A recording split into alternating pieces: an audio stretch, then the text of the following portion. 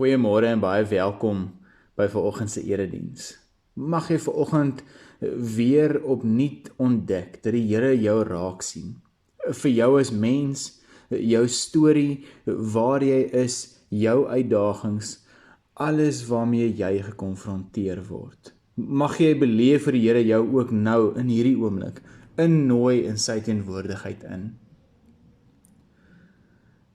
Ek wil jou vra dat jy vir 'n oomblik dink, waaraan voel jy uitgelewer?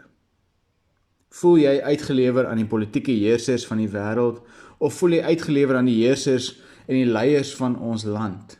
Politici wat mense opsweep met gewilde opmerkings wat ons land se mense in vrees en woede dompel en teen mekaar laat draai?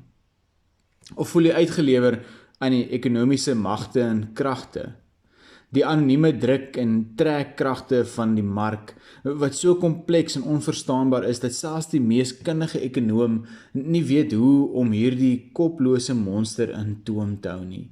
'n Monster wat met ons weghardloop, met 'n al hoe groter gaping tussen ryk en arm, en 'n planeet wat nie meer die gewig van hierdie monster kan dra nie. Dalk voel jy uitgelewer aan die sosiale druk en eise van ons samelewing, die aanhoudende druk om te presteer en om sukses te behaal en om resultate te lewer, die ongenaakbare spoed en pas van 'n oorhaastige wêreld, die stres en angs van onrealistiese verwagtinge en botsende aansprake wat op jou gemaak word.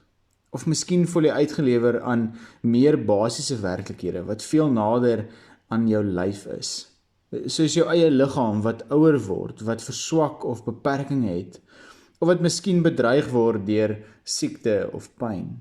Miskien voel jy uitgelewer aan huishoudelike of familieomstandighede, mense in jou lewe wat jy moet versorg of bystaan, mense met wie jy moet saamleef of oor die weg kom, wat 'n geestelike en emosionele tol van jou eis.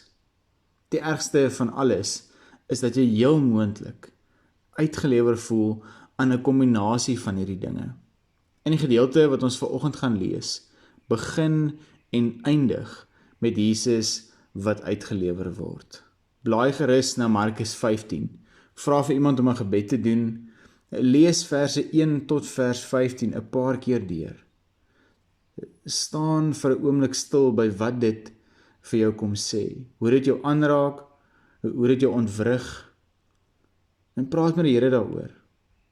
Lees gerus Markus 15 vers 1 tot 15.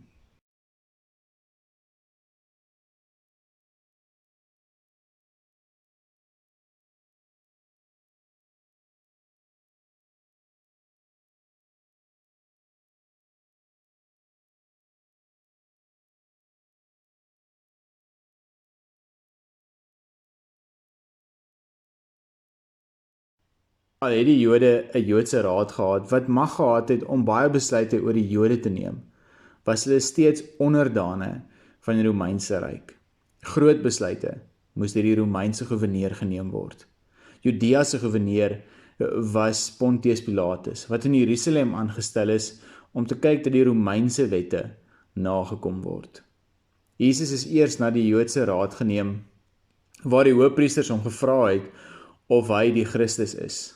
Jesus het ja geantwoord. En vir die Joodse raad was sy antwoord godslasterlik. En vroeg die oggend het hulle Jesus na Pilatus geneem en hom by Pilatus aangekla. Van regverdige verhoor vir Jesus was daar geen sprake nie. En die hoofpriesters het reeds besluit om hom dood te maak. Maar hulle kon nie self die vonnis gee nie. Dit moes deur die Romeinse owerheid bekragtig word. En daarom het hulle Jesus dadelik na Pilatus toegeneem. Godslastering sou egter nie in die Romeinse reg gegeld het nie, en daarom gee hulle 'n politieke kleur aan die aanklag teen Jesus. Hulle sê hy noem homself die koning van die Jode, en daarmee gee hulle voor dat hy 'n gevaar vir die staat is, dat hy besig is om in opstand te kom teen die Romeinse staat en moeilikheid stook. Hulle stel hom aan Pilatus voor as 'n gevaarlike revolusionêre leier, of eintlik kon men sê as 'n terroriste leier. Hulle het geweet Pilatus sal byna nie 'n ander keuse hê as om hom skuldig te bevind aan hoogverraad nie. dit was strafbaar met die dood. En is eintlik dan so ironies dat Jesus aangekla word op die aanklag dat hy die koning van die Jode is. Markus skryf sy hele evangelie om die vraag te beantwoord wie is Jesus. Maar nooit gee Jesus 'n direkte antwoord op hierdie vraag in die hele evangelie nie. Hy laat dit aan mense oor, mense wat gehoor en gesien het wat hy doen. Hulle kan sê wie hy is. Pilatus vra reguit vir Jesus of hy die koning van die Jode is. Jesus antwoord dan net, dit is soos u sê. Pilatus kom vinnig agter dat Jesus onskuldig is. En daar is geen skuldbevinding in hierdie hele verhoor nie. Hy het alles probeer om Jesus los te laat. Sy laaste uitweg was om mense die kans te gee om Jesus vry te laat. Hulle kon kies om vir Jesus die onskuldige vry te laat of vir Barabbas die skuldige. Hy was gewoond om op die Paasfees vir die Jode 'n gevangene van hulle keuse vry te laat. Barabbas was 'n oproermaker. Hy was 'n opstandige rebel wat probeer het om die Jode van die Romeine te bevry.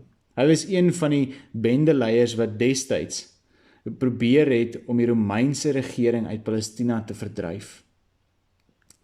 Sy naam is ook interessant. Sy naam is saamgestel uit die Arameese woorde Bar en Abba, wat beteken seun en vader. Sy naam beteken dan letterlik seun van sy vader. En die hoëpriesters oorreed die skare om Barabbas te kies. Die skuldige word gekies om vrygelaat te word en die onskuldige word in die hande van die gereg oorgelaat. Wanneer die seun van die mens tot dood veroordeel word, word die seun van die Vader gered. Hier sien ons seker die mooiste deel van Jesus se verhoor. Jesus se plaasvervangende genade. Barabbas word die eerste persoon wat deur Jesus gered word van letterlike fisiese dood. En dis presies wat Jesaja 52 en 53 oor Jesus voorspel het. Dit herinner my aan die verhaal van die Tweede Wêreldoorlog. Daar word vertel van 'n gevangene wat uit Auschwitz konsentrasiekamp probeer ontsnap het. En as straf hiervoor moes 10 ander mans 'n hongerdood in die doodbarak 11 gaan sterf. Die kommandant het al die mans van barak 14 vir 'n dag lank onder die gloeiende son op die paradegrond laat staan. Toe kies hy willekeurig 10 wat in die doodbarak opgesluit sou word. Een van hulle was Frans Gajovnicek, 'n Pool met 3 kinders. Toe hy vorentoe gepluk word, roep hy uit, "Ag, my arme vrou en kinders, ek sal hulle nooit weer sien nie." Toe gebeur die ondenkbare. 'n Gevangene, 'n Poolse priester met die naam Maximilian Kolbe, tree toe uit en sê, "Ek wil in sy plek gaan sterf." Daar was 'n doodse, geskokte stilte. Niemand het nog ooit so iets gewaag nie. Tot almal se verbasing en die kommandant ingestem en Kolbe was saam met die ander 9 in die doodbarak opgesluit.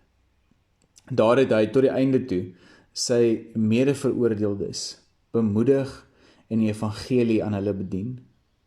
Meer as 20 jaar later het Frans, wat die konsentrasiekamp oorleef het, aan 'n verslaggewer gesê, "As ek vandag terugdink aan daardie dag toe Kolbe my plek ingeneem het, kan ek dit nog steeds nie verstaan nie.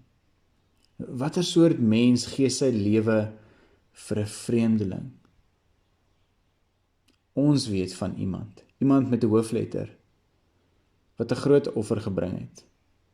Vir jou, vir my, vir ons.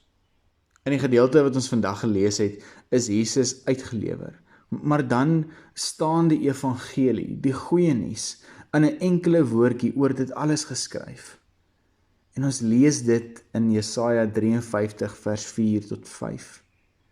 En daar staan, "Tog het hy ons lyding op hom geneem. Ons siektes het hy gedra, oor ons oortreding is hy deurboor, oor ons sondes is hy verbrysel. Die straf wat vir ons vrede moes bring, was op hom. Deur sy wonde het daar vir ons genesing gekom. Dankie tog vir hierdie tog. God se groot tog, met sy genadige ten spyte van, sy reddende maar. Jesus het ons oortredings en sondes op hom geneem.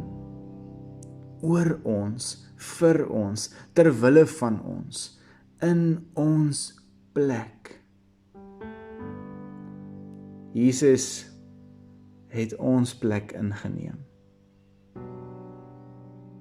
Jesus is uitgelewer. Amen.